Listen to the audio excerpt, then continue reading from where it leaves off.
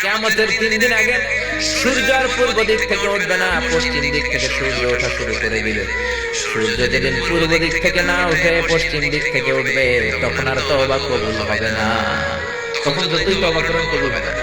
সূর্য যেদিন পশ্চিম দিক থেকে উঠবে, কোরআন খুলে দেখবেন কোরআনগুলো ব্ল্যাঙ্ক পেজে, কমপ্লিটলি হোয়াইট পেজ, সাদা পেজ হয়ে গেছে। কোরআনে কোনো আয়াত নাই, কোরআন মুখস্থ থাকবে, সিনার মধ্যে একটা আয়াত আছে এরকম একটা লোকও থাকবে না, কোনো আলেমও থাকবে না। সব আলেম ওলামা মুমিন বান্দাদের বাম্বাগুলোর এখানে একটা ফোড়া হবে, ওই ফোড়ার ব্যথায় সব মুমিনরা মরে লাশ হয়ে যাবে, শুধু কাফের মুশরিকদের উপর কিয়ামত প্রতিষ্ঠিত হবে। চিল্লায় কোন ঠিক কিনা?